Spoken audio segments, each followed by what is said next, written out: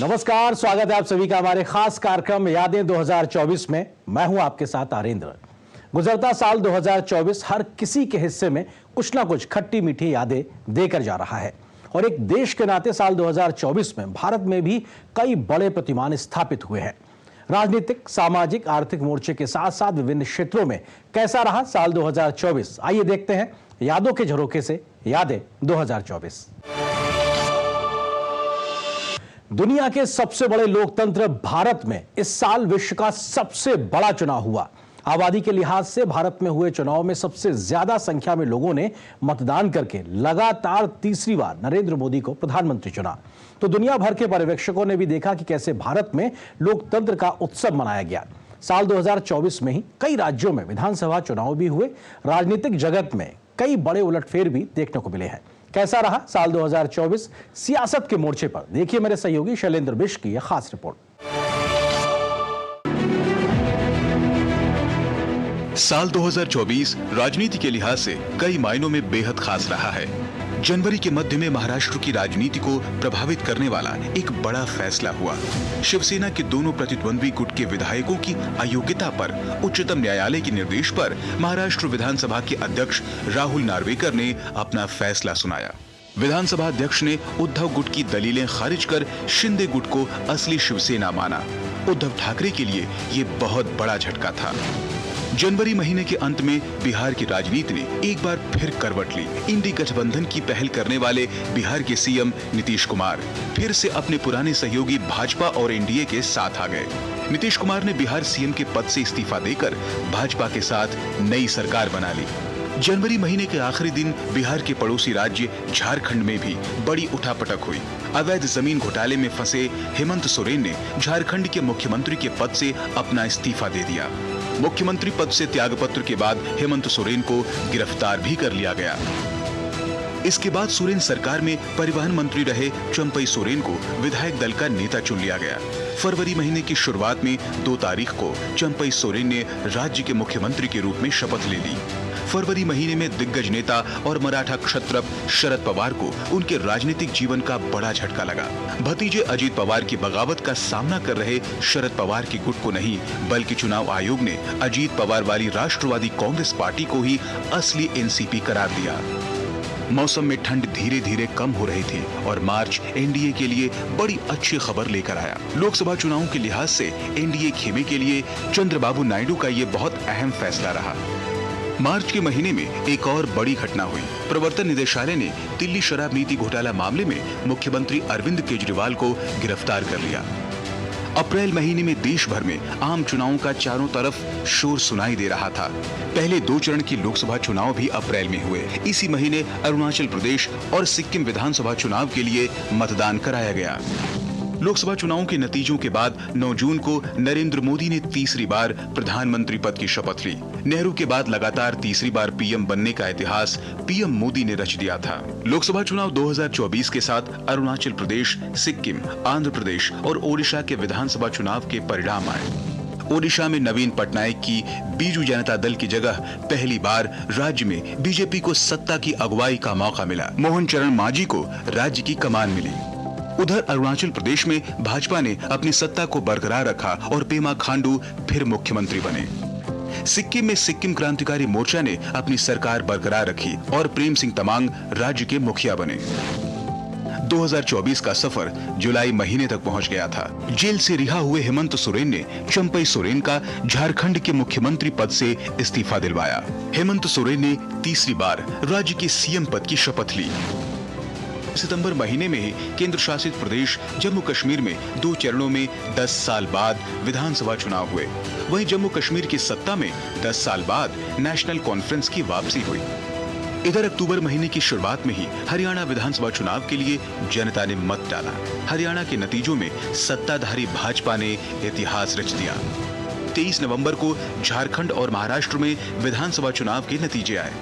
झारखंड मुक्ति मोर्चा के नेतृत्व वाले महागठबंधन ने भाजपा नीत एनडीए को हराकर बहुमत हासिल किया। वहीं महाराष्ट्र में एक बार फिर महायुति सरकार की प्रचंड बहुमत के साथ वापसी हुई। खास बात ये रही कि कांग्रेस और आम आदमी पार्टी का दिल्ली चुनावों के लिए गठबंधन नहीं हो सका। इधर बीजेपी आम आदमी पार्टी के खिलाफ आरोप पत्र लेकर जनता के सामने आई। वैश्विक अर्थव्यवस्था में कई वर्षों से छाई सुस्ती के बाद भी भारत दुनिया की सबसे तेजी से बढ़ती हुई अर्थव्यवस्था बना हुआ है।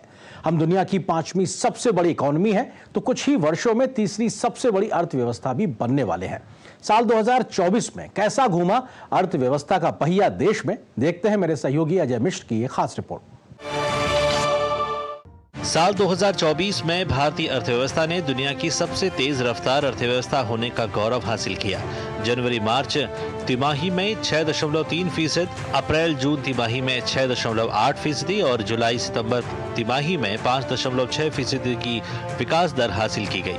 दूसरी तिमाही में जीडीपी में गिरावट पर वित्त मंत्री ने कहा कि बीते 3 सालों में भारत की औसत विकास दर 8.3% रही और आने वाली तिमाहियों में इसमें सुधार होगा। वित्त मंत्री निर्मला सीतारमण ने 23 जुलाई 2024 को साल 2024-25 के पूर्ण बजट को पेश किया। बजट में देश के विकास पर 48 लाख करोड़ रुपए के खर्च का प्रावधान किया गया, जिसमें 11,11,111 करोड़ देश में बुनियादी ढांचे के विकास पर खर्च किए जाएंगे। ग्रामीण विकास के लिए 2.66 लाख करोड़ और 1.48 लाख करोड़ शिक्षा क्षेत्र, रोजगार सृजन और कौशल विकास के लिए दिए गए। बजट में पार्टी पर long term capital gain tax का प्रस्ताव किया गया। इसमें निवेशकों को इंडेक्सेशन के साथ 12.5% अथवा 20% बिना इंडेक्सेशन के टैक्स पर विकल्प चुनने का अधिकार होगा। महंगाई पर लगाम लगाने के लिए सरकार और आरबीआई के प्रयास लगातार जारी हैं। जनवरी से लेकर अब तक देश में महंगाई दर 6% से नीचे रही। जुलाई में खुदरा महंगाई दर इस साल सबसे कम 3.6% रही और सितंबर में सबसे ज्यादा 5.49% रही। आरबीआई ने इस साल भी ब्याज दरों में कोई भी बदलाव नहीं किया और ये 6.5% पर बरकरार है। लगातार 11 बार से ब्याज दरों में कोई बदलाव नहीं किया गया है। आरबीआई को अब नया गवर्नर मिल गया है। संजय मल्होत्रा को रिजर्व बैंक ऑफ इंडिया का नया गवर्नर नियुक्त किया गया है। उन्होंने आरबीआई के 26वें गवर्नर के रूप में पदभार संभाला। निवर्तमान गवर्नर शक्तिकांत दास की जगह ली। सोने ने साल 2024 में 31% का रिटर्न दिया है और सेंसेक्स और निफ्टी को भी पीछे छोड़ दिया।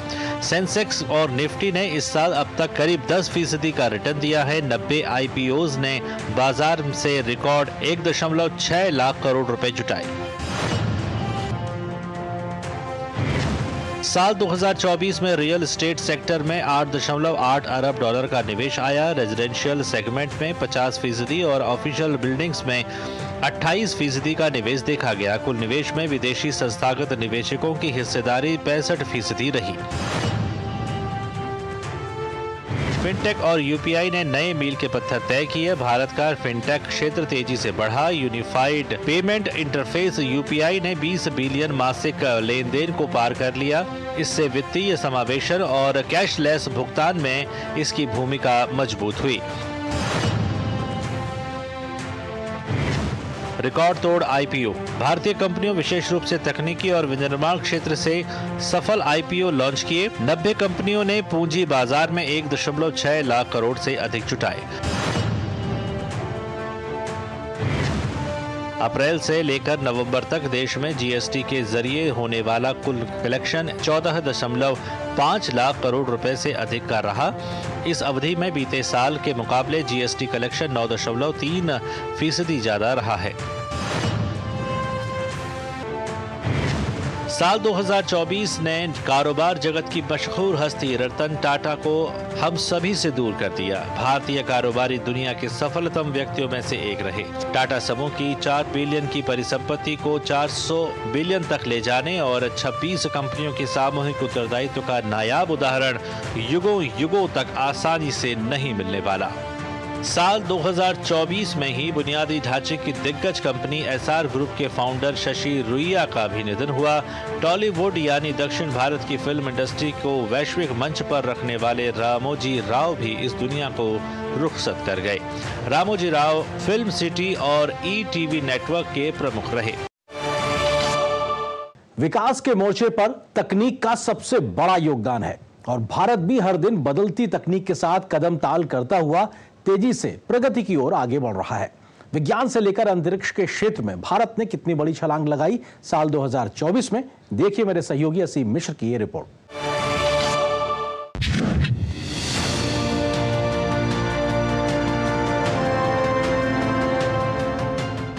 साल 2047 तक भारत को विकसित राष्ट्र बनाने का एकमात्र जरिया विज्ञान और प्रौद्योगिकी ही है। आज देश की तरक्की के पैमाने का निर्धारण विज्ञान और प्रौद्योगिकी पर निर्भर करता है। जो देश विज्ञान के क्षेत्र में जितना उन्नति करेगा, उसकी अर्थव्यवस्था उतनी ही मजबूत होगी। ऐसे में गुजरता साल 2024 विज्ञान और प्रौद्योगिकी के लिहाज से काफी महत्वपूर्ण साल रहा। आइए देखते हैं गुजरते साल में विज्ञान और प्रौद्योगिकी के क्षेत्र में भारत ने क्या कुछ उपलब्धियां हासिल की।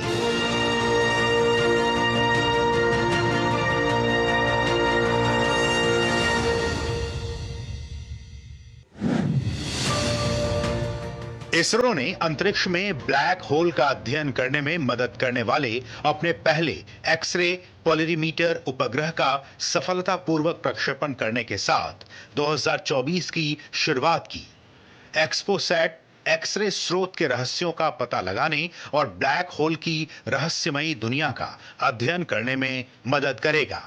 ये ऐसा अध्ययन करने के लिए इसरो का पहला समर्पित वैज्ञानिक उपग्रह है।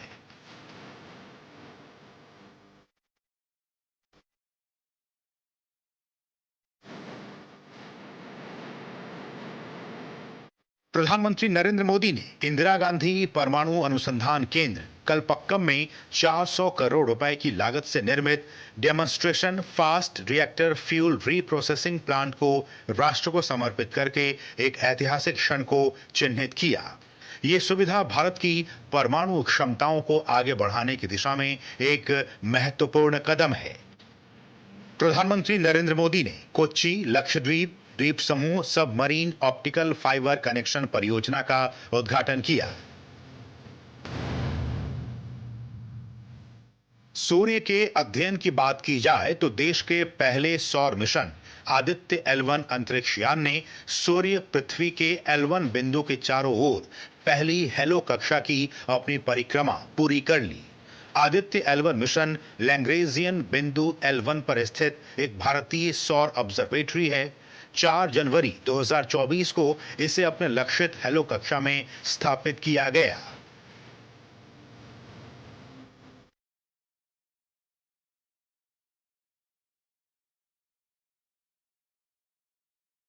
साल 2024 में देश के सबसे एडवांस मौसम सैटेलाइट इनसैट 3DS की सफलतापूर्वक लॉन्चिंग की गई। आंध्र प्रदेश के श्रीहरिकोटा में सतीश धवन स्पेस सेंटर के लॉन्च पैड से इसरो ने इस सैटेलाइट की लॉन्चिंग की। मौसम सैटेलाइट इनसैट 3DS को GSLV F-14 रॉकेट के जरिए लॉन्च किया गया। प्रधानमंत्री नरेंद्र मोदी ने केरल के तिरुवनंतपुरम में मौजूद इसरो के सबसे बड़े और महत्वपूर्ण centre Vikram Sarabhai space centre का दौरा किया। वो देश के पहले प्रधानमंत्री बने जिन्होंने देश के इस महत्वपूर्ण केंद्र का दौरा किया। साल 2024 में केंद्रीय कैबिनेट ने इंडिया AI मिशन के लिए 10,300 करोड़ रुपए से अधिक के आवंटन को मंजूरी दी, जो भारत के AI इकोसिस्टम को मजबूत करने की दिशा में एक महत्वपूर्ण कदम रहा। प्रधानमंत्री नरेंद्र मोदी ने ग्रेटर नोएडा में सेमिकॉन इंडिया 2024 का उद्घाटन किया। इस दौरान उन्होंने अपने संबोधन के दौरान सेमीकंडक्टर इंडस्ट्री से जुड़े सभी लोगों का विशेष रूप से अभिनंदन करते हुए कहा कि भारत दुनिया का 8वां देश है जहां ग्लोबल सेमीकंडक्टर इंडस्ट्री से जुड़ा ये आयोजन हो रहा है और मैं ये कह सकता हूं कि this is the right time to be in India. इन तमाम अभूतपूर्व उपलब्धियों को देखते हुए हम कह सकते हैं कि प्रधानमंत्री नरेंद्र मोदी के नेतृत्व में भारत ने विज्ञान और तकनीक के क्षेत्र में राष्ट्रीय और अंतर्राष्ट्रीय स्तर पर अपनी उपलब्धियों से खूब नाम कमाया है। उम्मीद की जानी चाहिए कि आने वाले वर्षों में भी भारत यूं ही विज्ञान और प्रौद्योगिकी की दुनिया में आगे बढ़ता रहेगा और विकसित भारत का सपना जल्दी ही साकार होगा।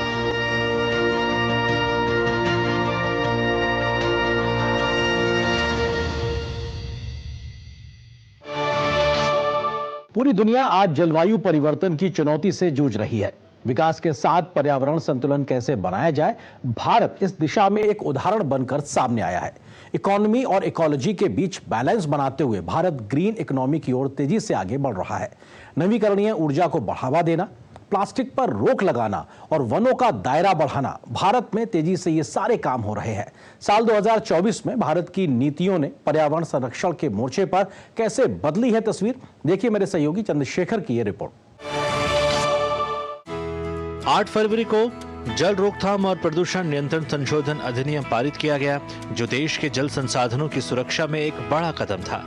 इसके ठीक एक दिन बाद वैश्विक जैव विविधता रूपरेखा कोष की पहली बैठक हुई, जिसने हमारे ग्रह की जैव विविधता की सुरक्षा के लिए वैश्विक प्रतिबद्धता को चिन्हित किया। 29 फरवरी 2024 को भारत सरकार ने भारत में अपने मुख्यालय के साथ अंतर्राष्ट्रीय बिग कैट अलायंस या IBCA की स्थापना की घोषणा की।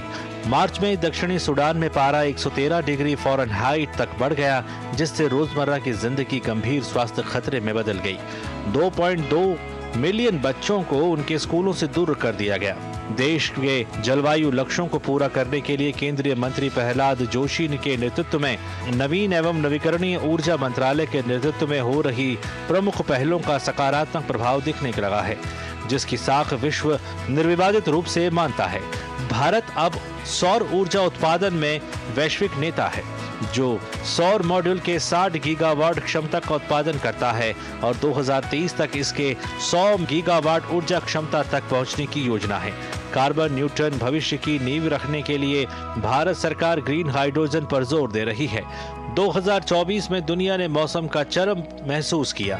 अमेज़न और पेंटानल तक जंगली आग ने अमेरिका को तबाह कर दिया, जबकि भारत में लोगों को विनाशकारी गर्मी में लू के थपेड़ों का सामना करना पड़ा। ग्लोबल वार्मिंग अब भविष्य का संकट नहीं बल्कि वर्तमान की चुनौती बन चुका है। 2024 में 37.4 बिलियन टन CO2 का वैश्विक उत्सर्जन हुआ। मार्च में पटना में भारत का पहला राष्ट्रीय डॉल्फिन अनुसंधान केंद्र खुला, जो लुप्त प्राय गंगा नदी की डॉल्फिन को संरक्षित करने पर केंद्रित था। इस बीच हिसार में भारत का पहला ग्रीन हाइड्रोजन प्लांट पर्यावरण के अनुकूल ऊर्जा उत्पादन में एक नया मानक स्थापित करने के लिए प्रतिबद्ध है। 5 जून को विश्व पर्यावरण दिवस पर प्रधानमंत्री मोदी ने दिल्ली में पीपल का पेड़ लगाया और पर्यावरण चेतना को बढ़ावा देने के लिए एक पेड़ मां के नाम अभियान की शुरुआत की। उसी दिन बिहार में 2 पक्षी अभ्यारण्यों को रामसर कन्वेंशन के तहत मान्यता मिली, जिससे भारत में रामसर स्थलों की संख्या 85 हो गई। कई शहरों में वृक्षारोपण अभियान को वैश्विक गति मिली, जिसमें जॉर्ज टाउन भी शामिल है, जहां नवंबर 2024 में गुयाना के राष्ट्रपति इरफान अली ने पौधारोपण किया। यह यात्रा अभी खत्म नहीं हुई है, लेकिन हर कदम के साथ भारत आने वाली पीढ़ियों के लिए एक अधिक टिकाऊ ग्रह की ओर अग्रसर है। दुनिया बदल रही है और साथ ही भारत की हरित अधिक टिकाऊ भविष्य के प्रति प्रतिबद्धता भी बदल रही है। 2024 के दौरान राष्ट्र ने पर्यावरण संरक्षण और नवीकरणीय ऊर्जा के क्षेत्र में अभूतपूर्व प्रगति की है। स्वस्थ भारत के मोर्चे पर बीते एक दशक में देश ने बहुत तेजी से काम किया है, जिसका असर अब जमीन पर चारों ओर दिखाई पड़ता है। शहरों के साथ साथ सुदूर ग्रामीण इलाकों तक अस्पतालों का निर्माण हो रहा है, तो सभी को सस्ता सुलभ इलाज भी मिल सके, इस बात पर भी तेजी से काम हुआ है। गुजरता साल 2024 स्वास्थ्य के मोर्चे पर कैसा रहा, देखिए मेरे सहयोगी नितेंद्र सिंह की यह खास रिपोर्ट। साल 2024 स्वास्थ्य क्षेत्र के लिहाज से कई मायनों में खास रहा। 70 साल से ऊपर के बुजुर्गों को आयुष्मान भारत योजना के दायरे में लाया गया। इस योजना के तहत 70 साल से अधिक उम्र के वरिष्ठ नागरिकों को सालाना 5 लाख रुपए तक का मुफ्त इलाज मिलेगा। इसके लिए उन्हें आयुष्मान वय वंदना कार्ड जारी किया जा रहा है। योजना के शुरू होने से लेकर अब तक 25 लाख से अधिक पात्र वरिष्ठ नागरिकों का पंजीकरण हो गया है। इस साल यूविन पोर्टल को सार्वभौमिक टीकाकरण से जोड़ा गया और अब नौनिहालों के साथ साथ माताओं के टीके का हिसाब भी रखेगा यूविन पोर्टल। और ऐप कितने दिनों के अंतराल में कौन सा टीका लगेगा, ये सभी जानकारियां यूविन पोर्टल पर दर्ज हो जाएगी। साथ ही आपके मोबाइल पर भी इसका SMS के जरिए अपडेट और अलर्ट आता रहेगा। देश में डॉक्टरों की कमी को दूर करने के लिए और नौजवानों को मेडिकल की पढ़ाई के लिए विदेश ना जाना पड़े, इसके लिए प्रधानमंत्री मोदी ने स्वतंत्रता दिवस पर लाल किले की प्राचीर से बड़ा ऐलान किया और कहा कि अगले 5 साल में देश में मेडिकल की 75,000 सीटें बढ़ेंगी। स्वास्थ्य सेवाओं को और अधिक सुलभ बनाने वाली ड्रोन प्रौद्योगिकी के अभिनव उपयोग को बढ़ावा देने के लिए प्रधानमंत्री मोदी ने देश के 11 एम्स में ड्रोन सेवाओं की शुरुआत की। इसके अलावा एम्स ऋषिकेश से हेलीकॉप्टर आपातकालीन चिकित्सा सेवाओं की भी शुरुआत हुई। देश में स्वास्थ्य सेवा इकोसिस्टम को बेहतर करने के लिए अनुसंधान और विकास को बढ़ावा देने के लिए ओडिशा में एक केंद्रीय औषधि परीक्षण प्रयोगशाला शुरू किया गया। चिकित्सा उपकरणों के लिए गुजरात, तेलंगाना, असम और पंजाब में एंटीवायरल दवा खोज और विकास के लिए 4 उत्कृष्टता केंद्रों की आधारशिला रखी गई। भारत ने मेक इन इंडिया के तहत पहली स्वदेशी मैक्रोलाइड एंटीबायोटिक नेफ्रीथ्रोमाइसिन का निर्माण कर इतिहास रच दिया। ये उल्लेखनीय उपलब्धि एंटी माइक्रोबियल प्रतिरोध के खिलाफ लड़ाई में फार्मास्यूटिकल इनोवेशन में भारत की बढ़ती क्षमताओं को दर्शाता है। ये अपनी श्रेणी का पहला नया एंटीबायोटिक है। भारतीय प्रौद्योगिकी संस्थान बॉम्बे और टाटा मेमोरियल सेंटर मुंबई के शोधकर्ताओं ने कार टी सेल थेरेपी विकसित किया है जो ल्यूकेमिया, नॉन हॉस्किन लिम्फोमा नामक रक्त कैंसर पर प्रभावी है। FSSAI ने स्ट्रीट फूड विक्रेताओं के लिए 100 रुपए प्रतिवर्ष का पंजीकरण शुल्क माफ कर दिया। स्ट्रीट फूड विक्रेताओं के लिए एक समर्पित पोर्टल भी लॉन्च किया गया।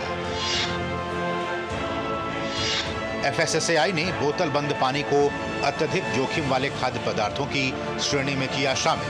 ये कदम उपभोक्ताओं के लिए उन उत्पादों की गुणवत्ता और सुरक्षा मानकों को सुधारने के उद्देश्य से उठाया गया है।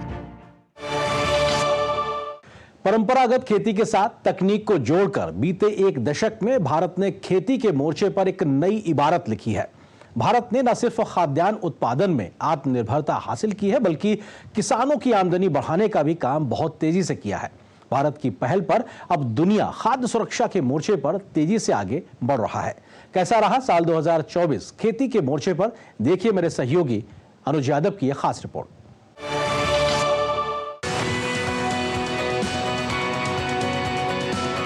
कृषि, किसानों और ग्रामीण भारत की तकदीर और तस्वीर को बदलकर उसे विकसित मजबूत बनाना मोदी सरकार की सबसे बड़ी चुनौती और प्राथमिकताओं में रहा है। आज 2024 में भारत का कृषि उत्पादन न सिर्फ कई गुना बढ़ा है, बल्कि कृषि और डेयरी उत्पादों का निर्यात करने वाले देशों में भारत ने बड़ी पहचान बनाई है।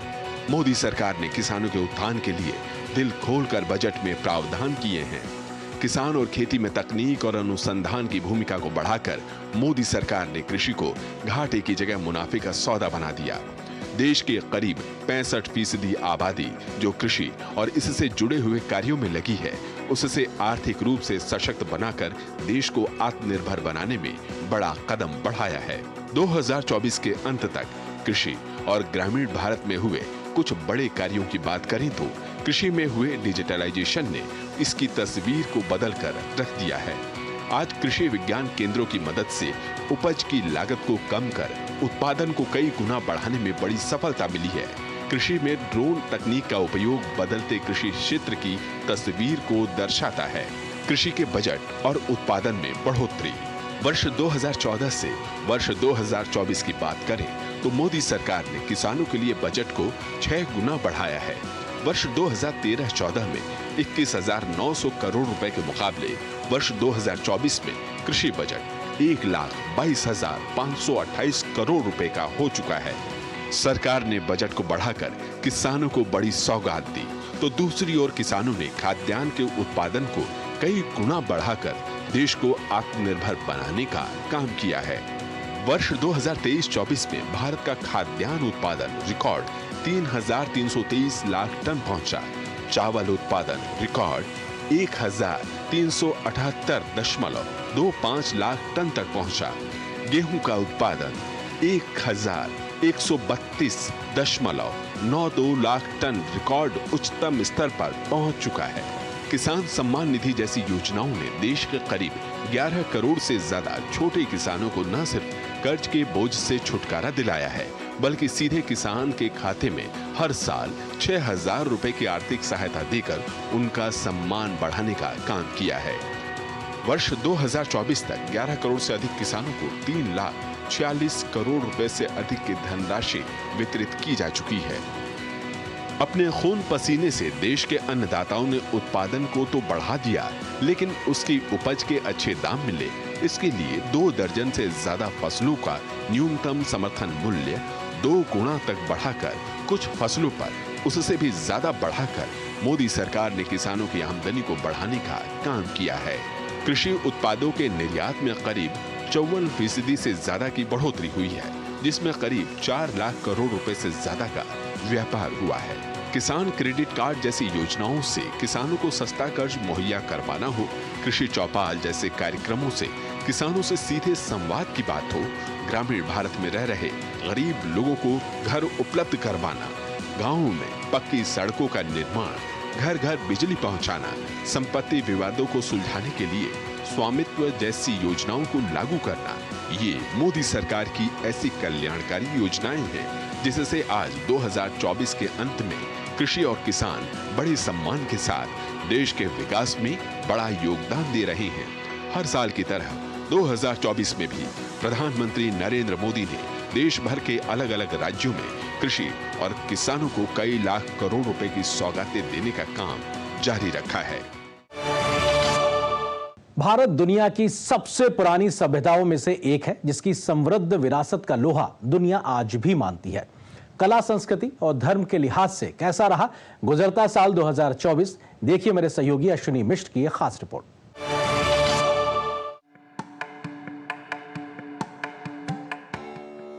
जनवरी 2024 भारत के इतिहास में स्वर्णाक्षरों में दर्ज हो गया, जब अयोध्या में भगवान प्रभु श्री राम के बाल विग्रह की प्राण प्रतिष्ठा दिव्य भव्य नव्य श्री राम मंदिर में हुई। सदियों की प्रतीक्षा के बाद कोटि कोटि भारतवासियों की आकांक्षा ने भव्य आकार लिया और भारत ने प्रभु श्री राम मंदिर का उपहार समूची मानवता को दिया।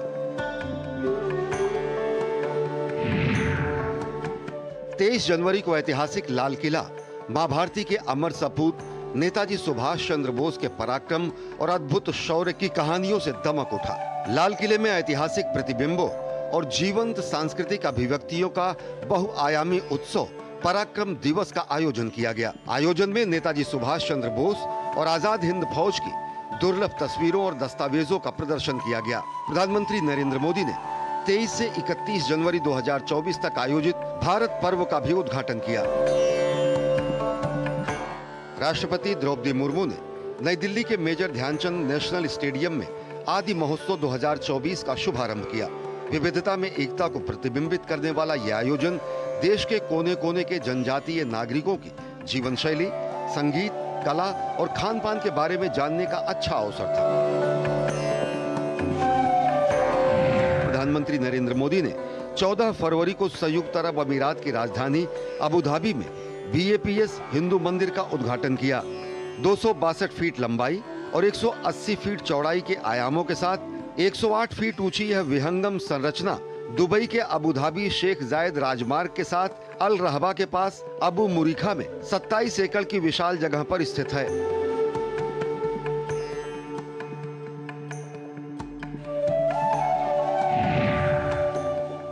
उन्नीस फरवरी को उत्तर प्रदेश के संभल जिले में प्रधानमंत्री नरेंद्र मोदी ने श्री कल्की धाम मंदिर का शिलान्यास किया।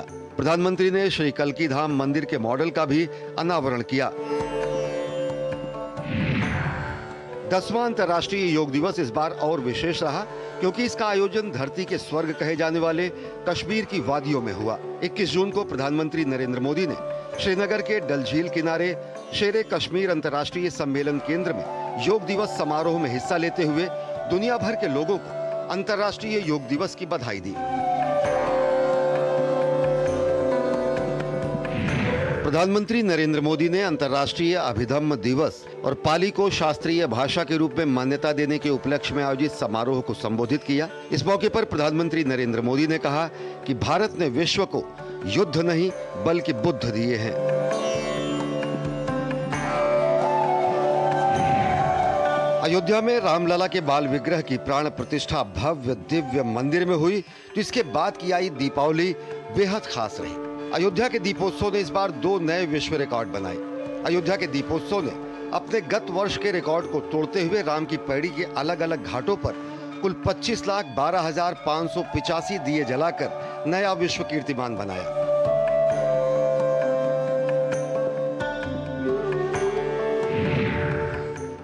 भारत के संविधान को अपनाने के 75 वर्ष पूरे होने के उपलक्ष्य में वर्ष भर चलने वाले ऐतिहासिक समारोह 26 नवंबर 2024 को शुरू हुए। संविधान दिवस के दिन संविधान की प्रस्तावना का सामूहिक वाचन किया गया।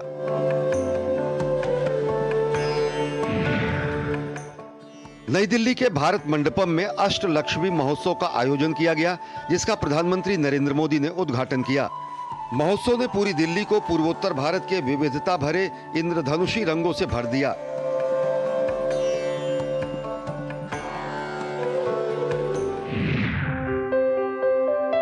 विश्व के सबसे बड़े आध्यात्मिक जन समागम महाकुंभ 2025 के सकुशल आयोजन के लिए 13 दिसंबर को प्रधानमंत्री नरेंद्र मोदी ने त्रिवेणी पूजन और कुंभाभिषेक किया। प्रधानमंत्री ने किला स्थित अक्षय वट में पूजा अर्चना की और बड़े हनुमान मंदिर और सरस्वती कूप के दर्शन किए। प्रधानमंत्री ने 11 नवनिर्मित कॉरिडोर, 25 जीर्णोद्धार मंदिरों के साथ साथ रेल पुल, ओवरब्रिज, सड़क परियोजनाओं का लोकार्पण किया। प्रयागराज यात्रा के दौरान प्रधानमंत्री ने महाकुंभ से संबंधित लगभग 5,500 करोड़ रुपए की 167 परियोजनाओं का लोकार्पण किया। इन परियोजनाओं से महाकुंभ के आयोजन की दिव्यता और भव्यता तो बढ़ेगी ही, साथ ही साथ प्रयागराज के विकास को भी गति मिलेगी। भारतीय सिनेमा ने साल 2024 में देश विदेश के मंच पर कई बड़े बड़े कीर्तिमान स्थापित किए हैं। भारतीय फिल्मों और कलाकारों ने न सिर्फ अंतर्राष्ट्रीय सम्मान हासिल किए, बल्कि भारतीय क्षेत्रीय सिनेमा ने भी अपनी उत्कृष्टता की नई इबारत को लिखकर दिखाया है। फिल्मी पर्दे पर कैसा रहा गुजरता साल 2024, देखिए मेरे सहयोगी जया सिन्हा की यह खास रिपोर्ट।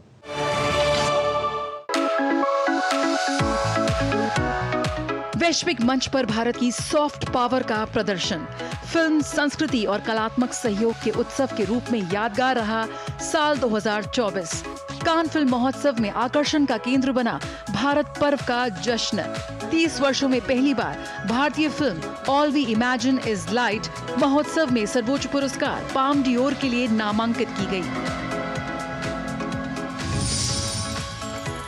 पायल कपाड़िया ने ग्रांड प्रिक्स पुरस्कार जीता और ये प्रतिष्ठित पुरस्कार पाने वाली पहली भारतीय बन गई। FTII के छात्र चिदानंद एस नायक ने लघु film sunflowers are the first ones to know के लिए लास्ट सिनिफ सेक्शन में पहला पुरस्कार जीता।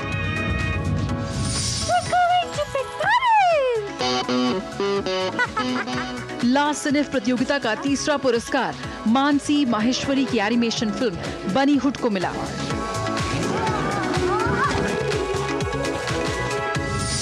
यकीनन 77वां कान फिल्म महोत्सव भारतीय सिनेमा के लिए एक ऐतिहासिक साल का गवाह बना। दुनिया के सबसे प्रतिष्ठित फिल्म महोत्सवों में शुमार भारत के अंतर्राष्ट्रीय फिल्म महोत्सव के 55वें संस्करण में फिल्म निर्माण में असाधारण उपलब्धियों का जश्न मनाया गया।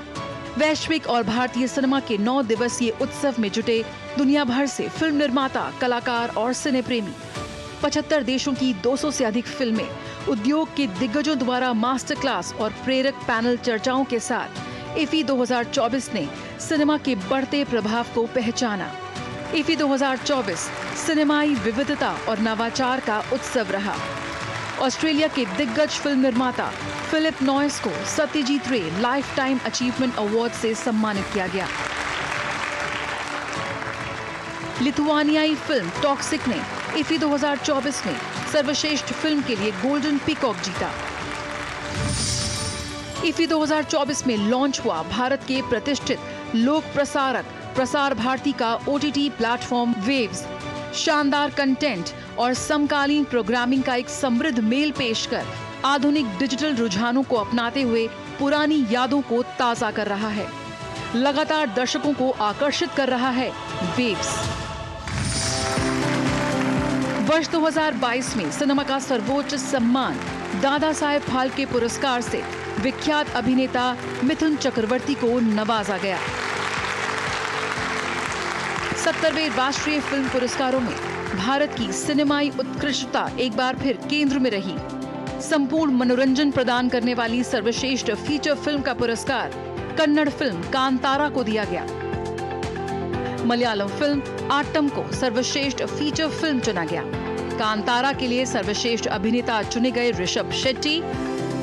फिल्म थिरुचित्रम्बलम के लिए नित्या मेनन और कच्छ एक्सप्रेस के लिए मानसी पारेख ने संयुक्त रूप से सर्वश्रेष्ठ अभिनेत्री का पुरस्कार हासिल किया।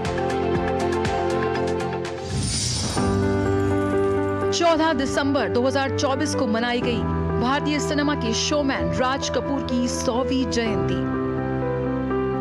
प्रधानमंत्री ने दी राज कपूर को श्रद्धांजलि। 100वीं जयंती पर राज कपूर के योगदान की प्रशंसा करते हुए प्रधानमंत्री ने कहा कि वो केवल एक फिल्मकार नहीं थे, वे एक राजदूत भी थे। भारतीय सिनेमा को पूरी दुनिया तक पहुंचाने का काम राज कपूर ने किया। कपूर परिवार के सदस्यों ने राज कपूर की 100वीं जयंती का जश्न मनाने के लिए एक विशेष निमंत्रण के साथ प्रधानमंत्री से की मुलाकात। राज कपूर की 100वीं जयंती पर कपूर परिवार ने राज कपूर की कुछ सबसे आइकॉनिक फिल्मों की राष्ट्रव्यापी स्क्रीनिंग के साथ महान फिल्म निर्माता के जीवन और कार्यों को याद किया।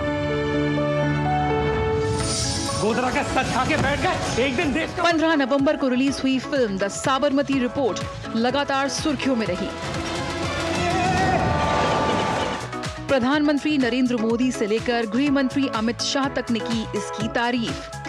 प्रधानमंत्री ने सोशल मीडिया पर फिल्म मेकर्स की सराहना करते हुए कहा कि उन्होंने सच्चाई को सामने लाने का काम किया है। 2 दिसंबर को संसद के बाल योगी सभागार में फिल्म द साबरमती रिपोर्ट की विशेष स्क्रीनिंग हुई।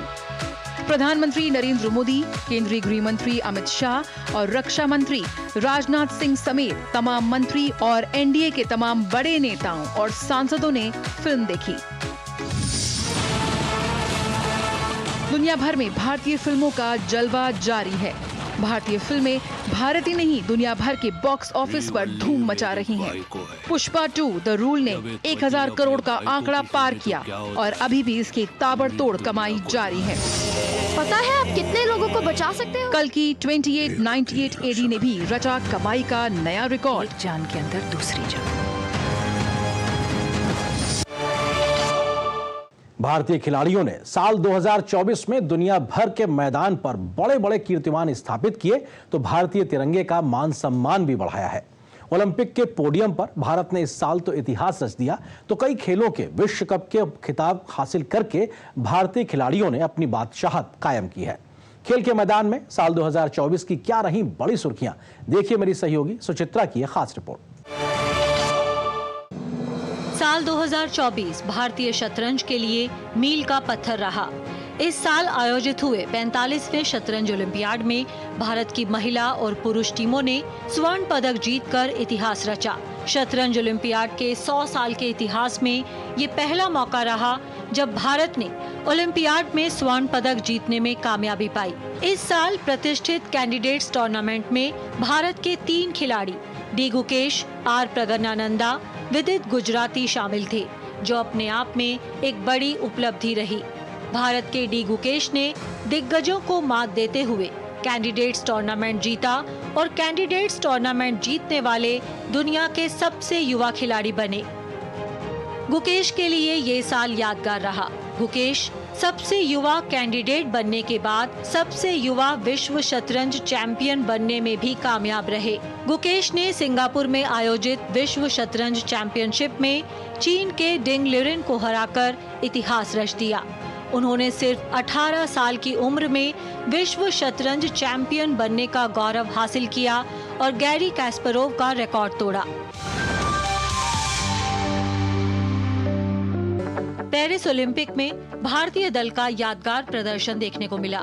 मनु भाकर एक ही ओलंपिक में 2 पदक जीतने वाली पहली भारतीय महिला बनी। वहीं निशानेबाजी में भारत ने पहली बार एक ही ओलंपिक में 3 पदक जीतने में सफलता पाई। एथलेटिक्स में Neeraj Chopra track and field में लगातार 2 ओलंपिक में पदक जीतने वाले पहले भारतीय बने। अमन सहरावत ने कांस्य पदक जीतकर कुश्ती में चले आ रहे पदक जीतने के सिलसिले को बरकरार रखा। 2024 में आयोजित हुए पेरिस पैरालंपिक में भारतीय दल ने इतिहास रच दिया। भारतीय खिलाड़ियों ने अपने दमदार प्रदर्शन की बदौलत पैरालंपिक इतिहास में अपना सर्वश्रेष्ठ प्रदर्शन करने में कामयाबी पाई। भारत ने टोक्यो पैरालंपिक में किए गए अपने प्रदर्शन को पीछे छोड़ दिया। भारत ने पेरिस पैरालंपिक में 7 स्वर्ण, 9 रजत और 13 कांस्य पदक सहित कुल 29 पदक जीते और अब तक का सर्वश्रेष्ठ प्रदर्शन किया। भारतीय दल ने सबसे अधिक पदक पैरा एथलेटिक्स में जीते। भारत ने इस बार पैरा एथलेटिक्स में 17 पदक जीते, जिसमें 4 स्वर्ण शामिल रहे। साल 2024 भारतीय क्रिकेट के लिए यादगार रहा। बारबाडोस में खेले गए T20 विश्व कप फाइनल में भारत दक्षिण अफ्रीका को हराकर T20 विश्व चैंपियन बना और विश्व खिताब के लिए भारत का लंबा इंतजार समाप्त हुआ। भारतीय टीम ने 17 साल बाद T20 विश्व कप जीतने में कामयाबी पाई। रोमांचक फाइनल में भारत ने दक्षिण अफ्रीका को 7 रन से मात दी। भारतीय टीम के स्टार बल्लेबाज विराट कोहली ने फाइनल में 59 गेंद पर 76 रन की पारी खेली और फाइनल में प्लेयर ऑफ द मैच चुने गए। T20 विश्व कप जीतने के बाद ही विराट कोहली, रोहित शर्मा और रविंद्र जडेजा ने T20 अंतर्राष्ट्रीय क्रिकेट से संन्यास का ऐलान भी कर दिया। भारत के रोहन बोपन्ना और उनके ऑस्ट्रेलियाई जोड़ीदार मैथ्यू एप्टन की जोड़ी ने ऑस्ट्रेलियन ओपन का पुरुष युगल खिताब जीता। इस जीत के साथ ही 43 वर्षीय रोहन बोपन्ना कोई ग्रैंड स्लैम जीतने वाले सबसे उम्र दराज खिलाड़ी बन गए। वहीं रोहन बोपन्ना युगल रैंकिंग में शीर्ष पर पहुंचने वाले भी सबसे उम्र दराज खिलाड़ी बने। भारत की महिला बैडमिंटन टीम ने शानदार प्रदर्शन करते हुए बैडमिंटन एशिया टीम चैंपियनशिप का खिताब अपने नाम किया। खिताबी मुकाबले में भारत ने थाईलैंड को 3-2 से हराया। ये पहला मौका रहा जब भारत ने इस प्रतिष्ठित चैंपियनशिप में पदक हासिल किया। भारत ही नहीं, दुनिया के लिहाज से साल 2024 कई बड़े बड़े बदलाव लेकर आया। कई देशों के बीच संघर्ष से जहां दुनिया परेशान है, तो विश्व शांति के प्रयास भी लगातार देखने को मिल रहे हैं। कई बड़े देशों के चुनाव ने न सिर्फ दुनिया का ध्यान अपनी ओर खींचा, बल्कि वैश्विक चुनौतियों के लिए भी कई वैश्विक मंच पर हुए मंथन भी सुर्खियां बनते रहे हैं। गुजरता साल 2024 कैसा रहा दुनिया की बड़ी घटनाओं के लिहाज से, देखिए हमारी सहयोगी नूतन की एक खास रिपोर्ट। सबसे पहले बात करते हैं रूस यूक्रेन युद्ध की। साल 2024 में 24 फरवरी के दिन रूस यूक्रेन युद्ध के 2 साल पूरे हो गए। 2 साल बीतने के बाद भी इस युद्ध की विभीषिका में कोई कमी नहीं आई। एक तरफ रूस लगातार यूक्रेन के कई इलाकों पर कब्जा करता चला गया, तो वहीं अमेरिका और पश्चिमी देशों के सहयोग से यूक्रेन भी रूस को कड़ी टक्कर देता दिखाई दिया। 18 मार्च को रूसी राष्ट्रपति व्लादिमीर पुतिन ने 87.97% वोट हासिल कर रूस के चुनाव में भारी जीत हासिल की। इससे रूसी राष्ट्रपति व्लादिमीर पुतिन का हौसला और बढ़ गया, जिसका असर रूसी सेना में भी देखा गया। युद्ध अनवरत चलता रहा, लेकिन इन सब के बीच युद्ध विराम और शांति की आवाज भी उठती रही। शांति और बातचीत की सबसे बड़ी वकालत भारत की ओर से हुई। 8 जुलाई को प्रधानमंत्री नरेंद्र मोदी मॉस्को पहुँचे। मौका था 22वें भारत रूस वार्षिक शिखर सम्मेलन का। यहां पुतिन से मुलाकात के दौरान पीएम मोदी ने कहा, यूक्रेन संघर्ष का समाधान युद्ध के मैदान में संभव नहीं है। बम, बंदूक और गोलियों के बीच शांति वार्ता सफल नहीं होती। पीएम मोदी ने न सिर्फ रूस की यात्रा की, बल्कि उन्होंने यूक्रेन की भी यात्रा की। 24 अगस्त को पीएम मोदी यूक्रेन पहुंचे। कीव में यूक्रेन के राष्ट्रपति वोलोदिमीर ज़ेलेंस्की से मुलाकात के दौरान पीएम मोदी ने कहा कि समाधान का रास्ता केवल बातचीत और कूटनीति के जरिए ही निकाला जा सकता है। हमें बिना समय बर्बाद किए इस दिशा में आगे बढ़ना चाहिए। दोनों पक्षों को इस संकट से बाहर निकलने के लिए एक साथ बैठना चाहिए। हम बात कर रहे हैं इजराइल हमास संघर्ष की, जो पूरे साल दुनिया की चिंता का कारण बना रहा। 7 अक्टूबर 2023 को हमास आतंकियों ने इजराइल पर हमला किया, जिसमें लगभग 1200 लोग मारे गए और 250 से अधिक बंधक बना लिए गए। इसके बाद इजराइल के बदले की कार्रवाई शुरू हुई, जो पूरे 2024 के दौरान जारी रही। 27 सितंबर को हिजबुल्लाह का नेता हसन नसरुल्लाह बैरूत में आवासीय भवन पर इजरायली हवाई हमले में मारा गया। वहीं दक्षिणी उपनगर दाहिया पर बड़े पैमाने पर हवाई हमले में हिजबुल्लाह के दक्षिणी मोर्चे के कमांडर अली कारकी और अन्य हिजबुल्लाह कमांडर भी ढेर हो गए। ये संघर्ष 26 नवंबर तक चलता रहा और फिर अमेरिका और फ्रांस की मध्यस्थता में दोनों पक्षों के बीच संघर्ष विराम लागू हुआ, जो अभी भी जारी है। हालांकि स्थिति तनावपूर्ण बनी हुई है। इस साल की एक बड़ी घटना अमेरिका में चुनाव भी रहे। 5 नवंबर को राष्ट्रपति चुनाव के लिए मतदान हुआ। कई कानूनी मामलों को झेल रहे ट्रंप ने जहां डेमोक्रेटिक पार्टी की उम्मीदवार और उपराष्ट्रपति कमला हैरिस को मात दी, तो वहीं इन चुनाव के लिए हो रहे प्रचार के दौरान ट्रंप पर जानलेवा हमला भी हुआ। बांग्लादेश में सरकारी नौकरियों में आरक्षण को लेकर आंदोलन शुरू हो गया। 1 जुलाई से चल रहे छात्र आंदोलन के बाद 21 जुलाई को बांग्लादेश के सुप्रीम कोर्ट ने सरकारी नौकरियों में आरक्षण को लगभग समाप्त कर दिया था। लेकिन इस फैसले के बावजूद बांग्लादेश के छात्रों और लोगों का आक्रोश शांत नहीं हुआ। सख्त कर्फ्यू और बड़े पैमाने पर हुई हिंसा के बाद भी लोग नहीं थमे और शेख हसीना को पद छोड़ना पड़ा। साथ ही उन्हें देश छोड़कर भी जाना पड़ा। साल 2024 जहां भारत के हिस्से बड़ी बड़ी उपलब्धियां लेकर आया, तो गुजरता साल 2024 हमसे बहुत से ऐसे लोगों को हमेशा हमेशा के लिए जुदा भी कर गया। इस साल किन बड़ी बड़ी शख्सियतों ने इस दुनिया को हमेशा हमेशा के लिए अलविदा कह दिया, देखिए इस रिपोर्ट में।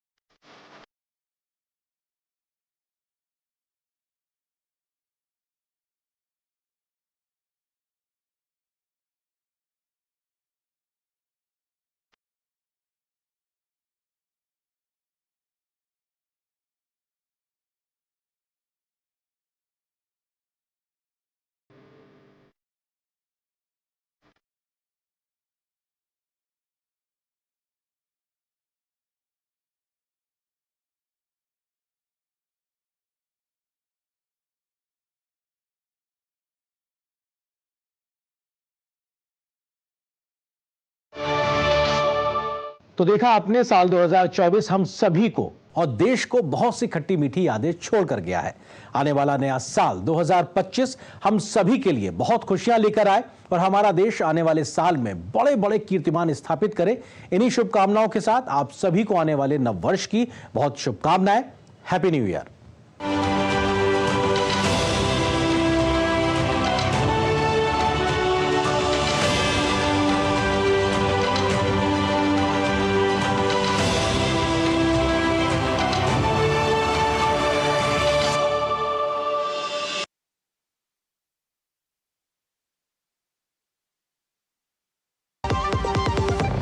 आज सुनो, खाने में कुछ स्वाद नहीं है। अरे किफायती लाल, सस्ते वाले दाल मसाले, स्वाद हुआ बेकार, एकदम बकवास। इधर कीमती लाल को देखो, खाना बना कमाल। MDH की हल्दी मिर्ची धनिया करे कमाल। ये रंग दे, ये खुशबू दे, ये तीखा, ये कम पड़े। समझे किफायती लाल, क्या निराला MDH मसाला।